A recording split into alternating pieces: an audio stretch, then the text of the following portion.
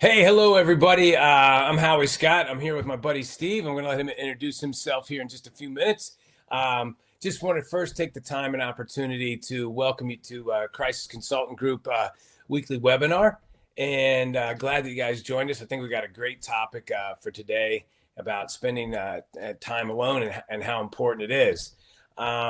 So first, if this is your first time on the webinar, Steve and I and Tracy, who's also in the backgrounds today, working all our technical stuff, we'd like to thank you for joining us. And just a quick background on me. I spent 31 years in law enforcement. I spent the beginning of my career working in a county jail, and then eventually went to the road and worked the road. Spent the majority of my law enforcement career out on the road on a full-time SWAT team just outside Washington, D.C. And then I finished up my career teaching recruits at a regional academy. So had plenty of experience dealing with crisis, both very, I would say, low level to very high level.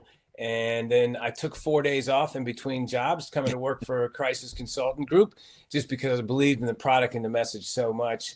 I wanted to be a part of it and really enjoyed it. I originally started off in CCG as the master instructor for active threat. That's the other side of our house. If you're not familiar with it, we teach active threat response, and then got hooked up with Steve and learned more and more about Calm Every Storm, and then eventually became a master instructor in Calm Every Storm. And that's about it for me. Steve, I'm going to hand it over to you. You can tell people all about you. Right on. So I'm Steve Naglosky. I am the lead instructor, master trainer with Calm Every Storm portion of Crisis Consultant Group. First 17 years of my professional career, I worked in mental health, juvenile males, 12 to 17, court ordered in. When I first started, I was the guy that worked with clients. My shift was 3 p.m. until 8 a.m. So I was there to facilitate groups, help clients work through tough phone conversations. And then I got to be the first face they saw in the morning to get up and start their day. Progressed through, I was the assistant director at that program, and then started a group home for juvenile males. And I ran that for 5 years before I came on full-time with CCG. I had been a site trainer with the organization that I was employed with. And I did that for, I believe it was 12 years. And now I've been on full-time with CCG. And I made that transition because I'm so passionate about the message and I want to share it with as many people as we can. And then I look at, we've got people from all over North America attending today. And I love that we can get out and share this information. So that's a snapshot of me. Right on. Thanks, Steve. And hey, yeah, it's great to see all you guys signing in and letting us know where you're from. I wish I could say good morning like some of the folks are saying in California, just starting their day. That's awesome.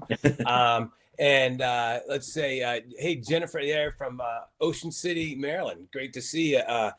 Any boardwalk fries on the menu today? Those are the best fries in the country, I think. So real quick, like I said, Tracy's going to be taking care of some questionings and sending out some of the polls for you guys to answer. And she's also going to put a website if you're interested in getting a certificate at the end of today's training. Continued education might be beneficial. She's going to send that website out so you can receive a certificate. So today, the topic, and Steve and I, we were talking earlier this week, and we were talking about, how much daily time do you take just for yourself? And do you think it's a benefit? And I certainly do. And Steve, once again, agreed with me. He just recently found probably one of the best ways for him to get time to himself. I won't steal your thunder. I'll let you talk about that because it does take you away from everything else, But this topic for me, when I was looking at it, I was like, this directly ties into one of CCG's, I would say, biggest principles that we teach, which is in the 5 steps to de-escalation. And in that 5 steps, number 1 is what's in it for me. And I really think that spending time alone is one of those things that affords you the opportunity to understand what's in it for me when you go into a crisis. Most of us live busy lives, and we really don't, routinely take time for ourselves. And so I started digging in and doing some research, and I came across an article that was printed just about a year ago, October 2019, and it was in the New York Times. And I started reading this article. I'm like, man, this is some really good stuff. I want to share it. And one of the things I found interesting is the professor who wrote this was not originally born in this country. And she identified with the Western culture as far as it identifying time alone as being translated into people being lonely, and broke down the differences, right? So I thought that was pretty interesting. That was Professor Wen from Durham University. And she stated also, we need time alone. And as you can see right now, one of the questions just popped up. That's how good Tracy is. She reads my mind. And one of the questions just came up. And I'd like for you to take an opportunity to answer that and see where we are. If some of us are doing great, some of us need to take more time to ourselves, and there's definitely benefits to it. In the article, it determined that obviously time alone is as important as your social time that you have with other folks. And I think if you've been locked down with COVID, and you've had to do some of the things that I'm familiar with, like virtual school, and then also dealing with a spouse that's inside the house working, you notice that the walls start to close in, right? And it's a lot easier to fly off the handle, possibly when things, if they were normal, they wouldn't, eat at you as much. So I found that my daily time that I need to myself, most importantly, starts in the morning. I get up purposely earlier before everybody gets up. And now with the fall time being here on the East Coast, the mornings are beautiful. You put on a hoodie and grab a cup of coffee, sit out on the front porch and listen to the day come alive. So that's just a little bit of, what the article had to mention, and why it's important. We're going to go back to that in a little bit, but I wanted to give Steve the opportunity to expand upon how important time alone can set the tone for your day, and also has a lot to do with when you're dealing with individuals in crisis. Right. Absolutely. And so the example you just used of getting up and starting your day, a little bit before we get the whole house going, I think that's a great example, because it lets us focus on our goals, on our tasks that we have in front of us. And I do the same thing. I love making a pot of coffee, going out. I can get the house set up the way that I want it to be, to help that flow. As I get the kids up and get them going on their day, and helping them with virtual schooling as well. But I do the same thing if I'm going into the office, right? I don't want to be rushed where it's just run. And so if I can set a little bit of time for myself in the morning, and it doesn't have to even be a half hour. If it can be 10 minutes, and just going through the day, focusing on personal goals for myself. When Howie and I travel together, we work out together every morning. Now, it's not alone time, but I think it's such a great way to start off the day. Because even at that point, we're not talking about the class that's in front of us, but we're getting our minds going, and we're getting focused on moving forward. So I think that can be really beneficial. Right on. Yeah. So if you just, we're looking over at the results of our polls, and thank you for those of you who took it. And, so we're looking at, we're 40%, right? Folks don't take more than 10 minutes a day for themselves, right? And, hey, congratulations to you that take at least 30 minutes. I think that's awesome, right? We really need to focus on the importance and of finding that time. And it may just be that you have to set your alarm clock 10 minutes earlier than everybody else to get up if you're going to find that time. But it does set the tone. I think time alone is one of the things that can, and we preach this in our curriculum, is time alone gives you a chance to reflect on yourself and become more self-aware. Often when we were doing search warrants, we debriefed as a team, but I found that during alone time, I would debrief my own personal actions. And I often came up with questions I could take to a teammate and say, hey, if you think I did this, do you think the result would have been better? Always trying to make yourself better. Same thing if you're working in a hospital and you have to go to a restraint or a hold of something like that. That if you don't afford yourself that alone time, you're just really more likely to repeat the actions that you took during the event. We would call that live training. So if you revert back to what happened in live training and without any debrief on your own actions, you're going to be caught up in being the same and not improving. So I think self-awareness is key as we talk about in the beginner class, right? We talk about self-awareness. And Steve, just a little bit, if you don't mind, take off on that, as far as self-awareness and how it comes into play with alone time. Well, yeah, thank you.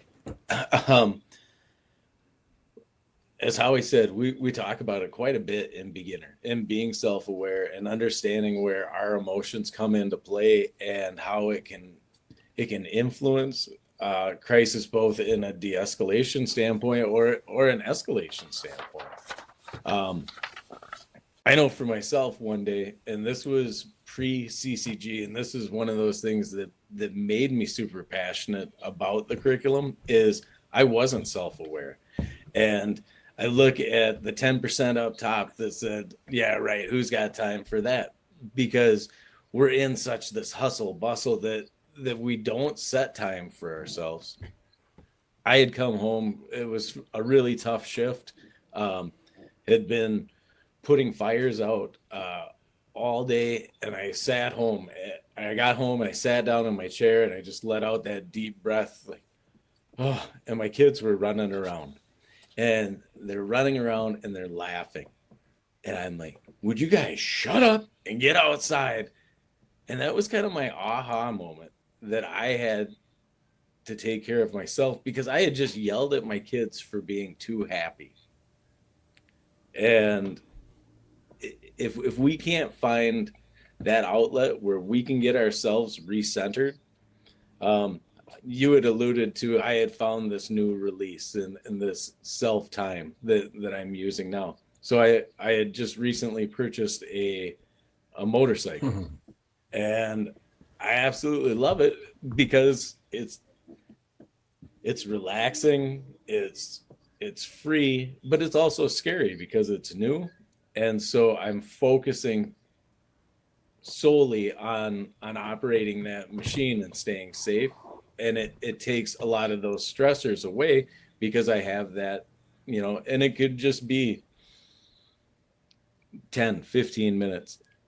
I know for myself, if I'm in my truck, because my phone's synced right up to it, so I'm sending emails hands-free, but I'm sending emails. I just, by riding the bike, it gives me that soul time where I'm just in my head and refocusing. Yeah, that's awesome, Steve, and I can identify with that. When I had my Harley, I would do the same thing. You'd go out and ride, and once you got into a place that was comfortable enough where you could let your mind venture a little bit on your life and where it's going and how you can improve yourself. And just having the openness of being on a motorcycle, it was great therapy for sure. Then I had a kid go to college, so I had to sell my motorcycle. Right. Years are coming up soon. Right. Yep. But so you referred to the polls, right? And you saw the three answers are the 10% of folks that don't have time for this, right? And so, I want to encourage you, and that would be my hope for today, that you will at least try to get 5 to 10 minutes a day of your own time alone time to reflect on where you are and where you want to be. So this can kind of be scary, like Steve said, riding that motorcycle, and new. So, some of the things we want to offer up are find a time with daily space for you alone. For me, like I said, I had to make the adjustment on my alarm 10 minutes early, get outside. The other thing is, don't take on like wedding cake decorating for your time alone as your first option, right? That's pretty, unless you know how to do that and that's something you enjoy. But if it's brand new, don't do that, because that's pretty intense, right? Try something you like, okay? One of my favorites on this list of things that, trying to offer folks who may be new for is journal. What a great way to really be able to capture what you're thinking and what you're feeling. I woke up this morning, I started, today for time for myself. 10 minutes earlier, I'm really tired. Howie and Steve are idiots. Whatever might be in your journal. Right? I'm going back to bed. I'm getting those 10 minutes back. But, that's how you start. And then you're going to start to increase it, and you're going to find that 5 minutes. Brief story about as far as, that personal time. And you can dedicate it to it, and you can try to get it. There's going to be times it's going to be interrupted. 100% honest with you, that there are going to be times that your alone time is going to be interrupted. For me, every day at the end of virtual school, I tell my kids, don't bother me for the next 30 minutes. And I go to my gym and I do a CrossFit workout or something like that. And I'm done. Yesterday, girls were outside playing with their friends, and it sounded like one of them had broken their arm or something, the way they were screaming. So I'm mad about my workout being disrupted, my time alone. Really, I wasn't mad. I was nervous and concerned on the welfare of my kid, and the other one and her friend had a guilty look on their face. So after I, used my detective skills, I found out that they threw a centipede on her, right? And that's why she was screaming. Then I was really mad. But back to, it was taking away my alone time that I really need for my own self-therapy and physical well-being. So what are some of the benefits of time alone? And I was really amazed when I saw this list that came out of that article with Dr. Wynn. Increased productivity. Yep. I'm sorry, but just to backtrack or play off of what you just said. So I look at it, life is so busy. And I know, like, working in treatment, there are often times where we're short-staffed and we're going from crisis to crisis.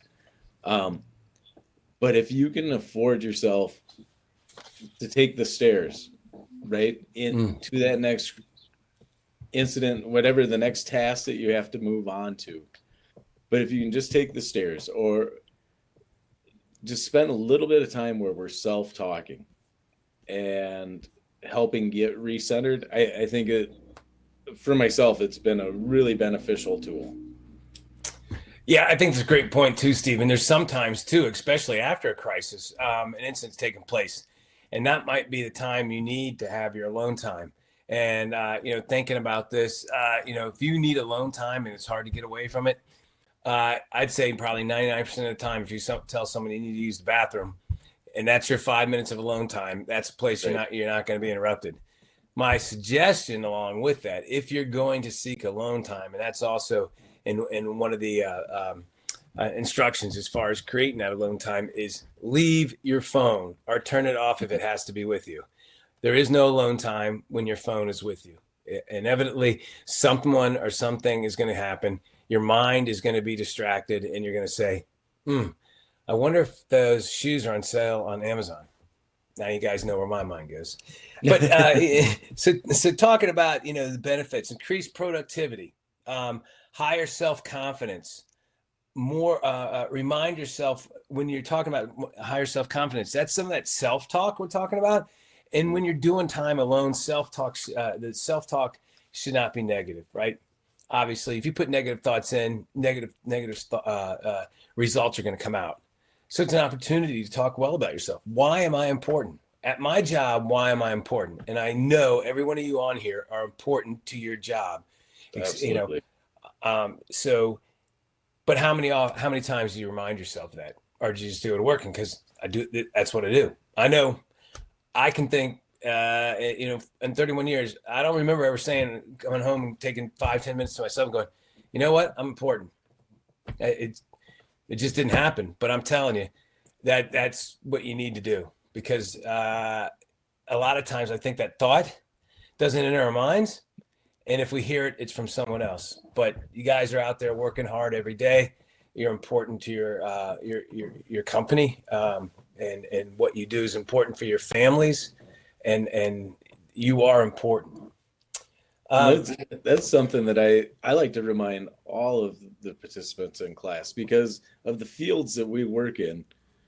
We're there as care providers, and we've made a choice to get into these fields that can be very stressful and not just physically draining, but emotionally draining. And that we have to be aware of ourselves, and that self-care that we've talked about. But there's not a lot of people can step into this field and stay in it for a long time. And the people that do have huge hearts, but we have to take care of ourselves as well.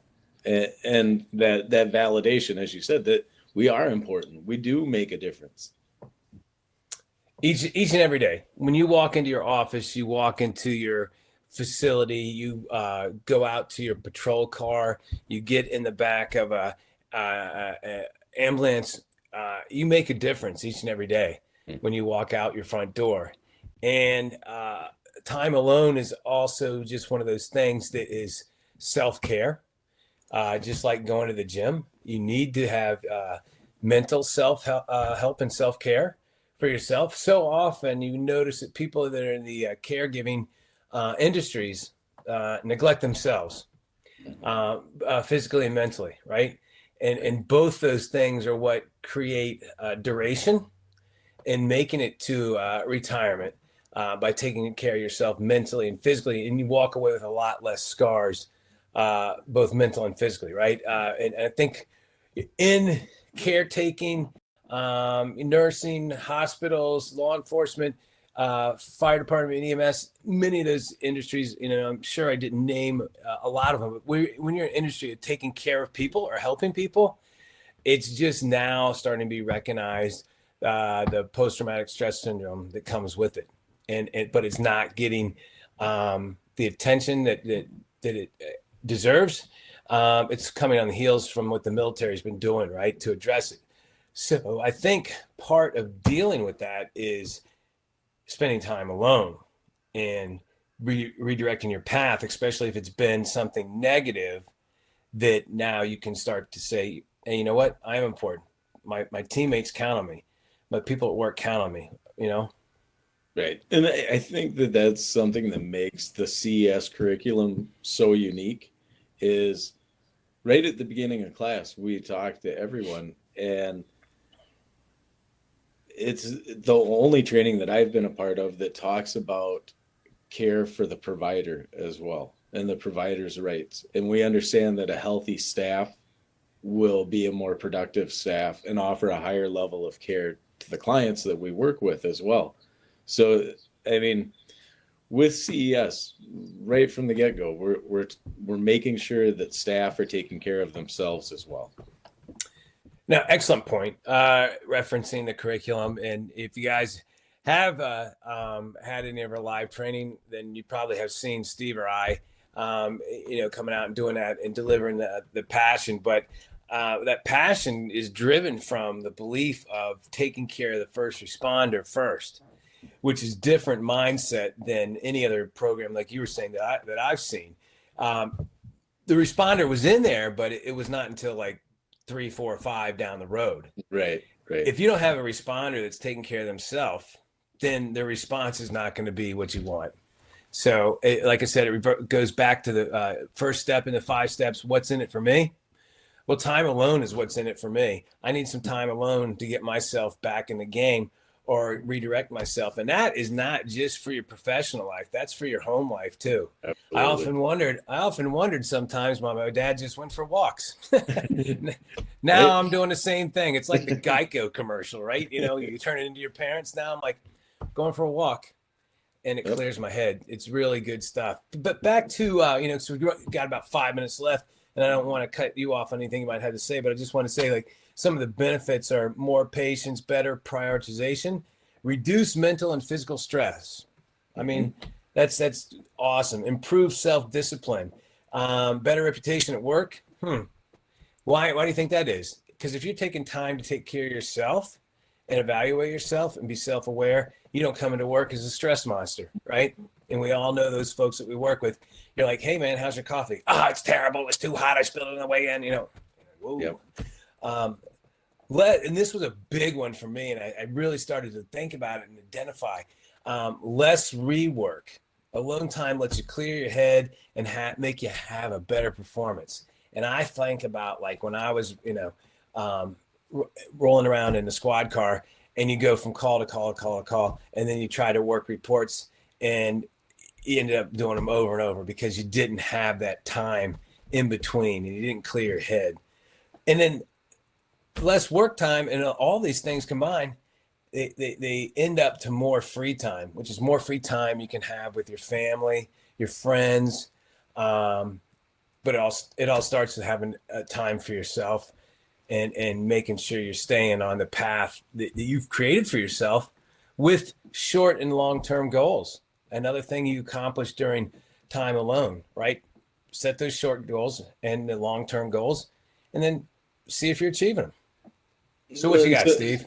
Something you said right in the beginning when you were reviewing that article, but the Western culture thinks of alone time as being lonely, and it's educating ourselves and giving ourselves permission, as you allude to in the 5 steps. What's in it for me? Well, the first time I heard that, it sounded selfish, and we're in such a selfless profession that we don't acknowledge that self-care is promoting us to be more proficient as staff and to helping us be stronger staff. So I think it's doing away with that notion that to be alone is to be lonely. Because the reality is, as you said, it increases productivity, it increases focus. We're not reworking because we have a clear plan moving forward when we move on to that next task. So just taking that, again, because we may not be able to set aside an hour block every day, but we can set aside 10 minutes here, 15 minutes here throughout the day, which are going to promote our productivity. Right on. So, we got about 2 minutes rolling up here to be, mindful of your time and certainly enjoy you guys jumping us. But one thing I'd say for the folks that are taking, less than 10 minutes, if you decide to join us next week, it'd be great to see in the comments. If you started for the first time, taking time to yourself and how it worked out. And if you were able to go from 5 to 10 or from 10 to 15. And if those of you who have 30 or more, man, let us in on your secret. That'd be great to see on the comments next week. But I'm looking at, Trish, great comment here. You have to understand yourself before you can understand someone else. Absolutely. Awesome words. And that is so true. So many times we get so busy and we start telling people what they think they need to know, and we haven't evaluated ourselves. Christine, action analysis is key, also gives opportunity to re-script. Agree with that also.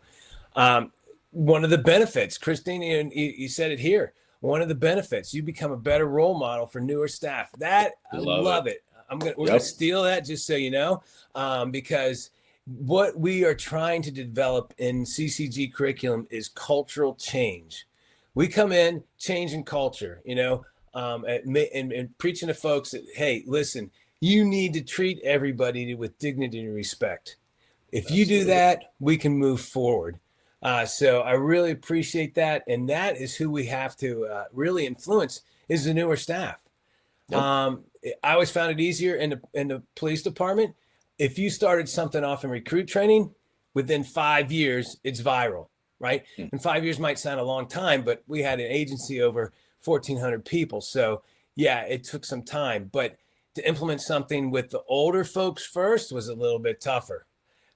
So really good stuff, Christine. All your comments, awesome. Really appreciate you guys tuning in today. I'm going to give Steve the final word, and we'll see you next week after Steve's done.